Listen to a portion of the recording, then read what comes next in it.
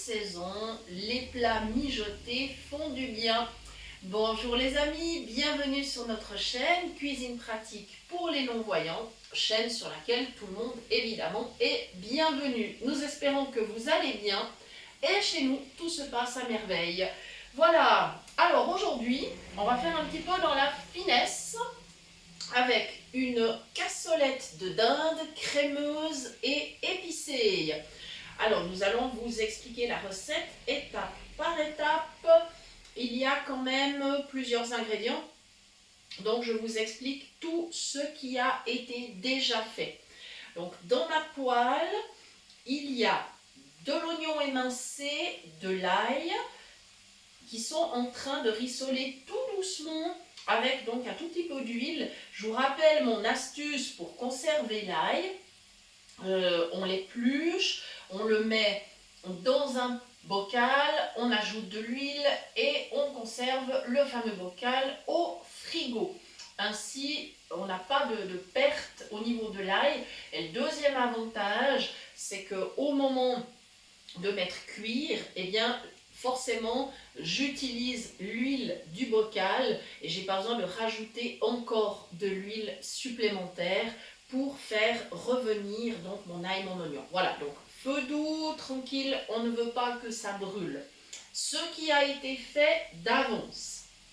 Alors, j'avais été dans mon congélateur et j'avais donc un très beau morceau de dinde que j'avais pris chez mon boucher, donc la boucherie du Mouret, où je vais toujours, boucherie que je vous recommande, puisque si vous mangez sans gluten, eh bien, sachez que c'est un boucher qui prépare un maximum de choses justement sans utiliser le gluten. Donc ça, c'est très appréciable. Donc, j'ai émincé, enfin j'ai bien sûr laissé dégeler le morceau de dinde, ça c'est sûr, et je l'ai émincé, je l'ai mis mariner avec du paprika, de la sauce de soja et un soupçon d'huile parce que je ne veux pas que ma recette soit trop huileuse. Ça n'est pas le but, bien évidemment. Voilà, donc on va laisser rissoler encore un tout petit peu, mais on va rajouter assez rapidement quand même les morceaux de dinde. Je n'ai pas émincé trop finement.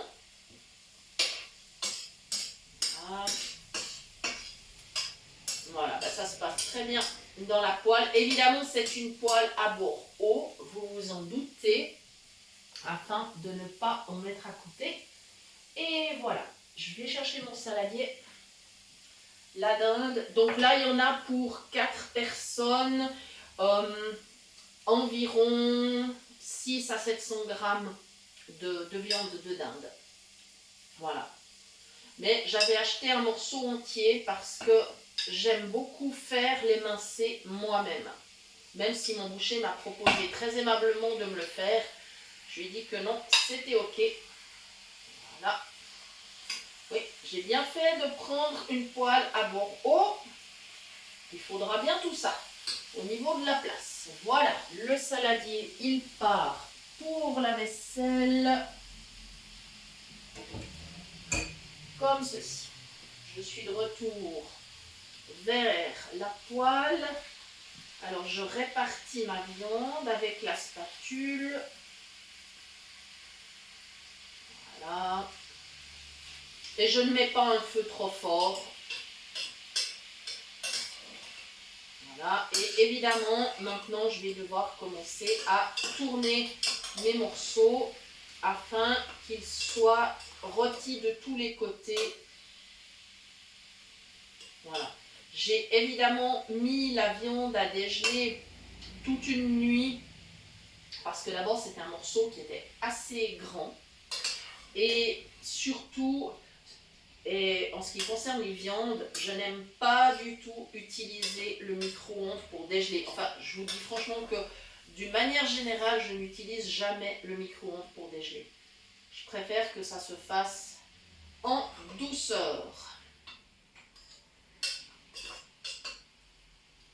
Et voilà, je vais monter un tout petit peu le feu. Nous allons faire une mini pause le temps que ma viande finisse de rissoler. A tout de suite. Nous voici de retour pour la suite de la recette. Alors, dans la poêle, la viande a rissolé. J'ai ajouté du persil frais. Alors, moi, j'ai du persil frisé. Vous pouvez utiliser, bien sûr, du persil plat. Il n'y a absolument aucun problème à le faire. Ça, c'est votre préférence. Voilà. Maintenant, je vais déglacer. Alors, il faut que j'attrape du vin blanc. Voilà.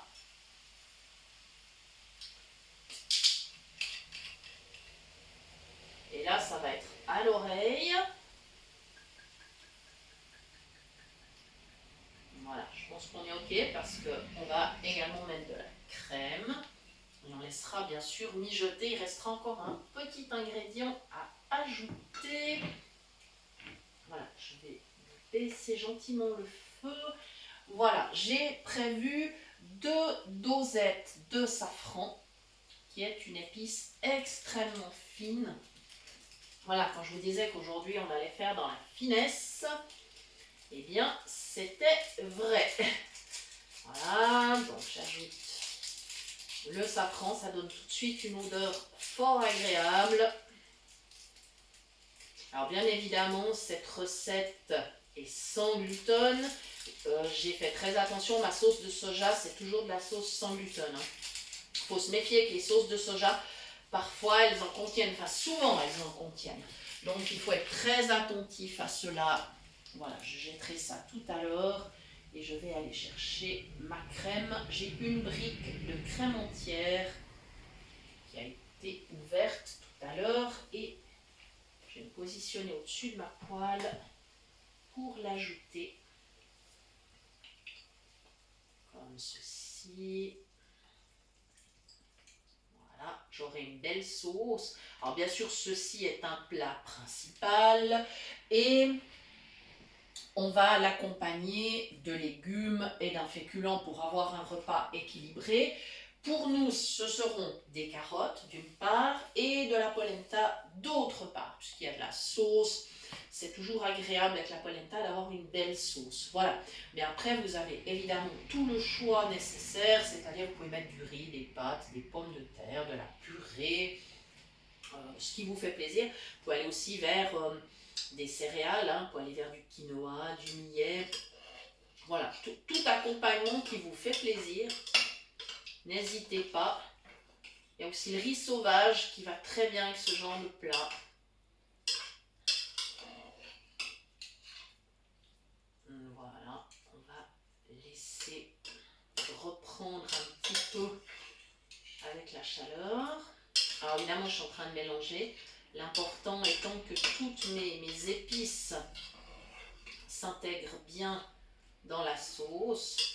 Donc je vais vous redonner la liste de tous les ingrédients que nous avons utilisés. Donc nous avions 6 à 700 g de viande de dinde. Nous avions un peu d'huile, du paprika, de la sauce soja pour faire mariner la viande. Nous avions de l'ail et de l'oignon que nous avons fait revenir. On a ajouté du persil, de la crème, du vin blanc et 2 dosettes de safran. Voilà. Ainsi, vous avez vraiment tous les ingrédients. Voilà, très bien. Alors, je vais couvrir et je vais laisser mijoter pendant que nous allons préparer le reste du repas. Les carottes sont déjà en cuisson, bien évidemment. Il ne reste plus qu'à faire la polenta et ça, c'est le domaine de mon mari parce qu'il l'a réussi tellement bien que je ne vais même pas essayer de rivaliser. Voilà, il faut bien que je le fasse travailler un peu quand même, c'est normal. Voilà. Alors, merci beaucoup d'avoir suivi cette recette. J'espère qu'elle vous fera plaisir. Et je vous rappelle bien évidemment que vous pouvez toujours nous écrire à l'adresse suivante, cuisinepratique@mail.ch et nous vous répondrons avec plaisir dans les 2 à 3 jours. En général, on va entre 2 et 3 fois par semaine sur cette boîte mail. Donc merci beaucoup pour tous vos messages, merci pour vos commentaires, pour vos likes, merci infiniment. Et nous vous disons à très bientôt pour de nouvelles idées cuisine. Merci.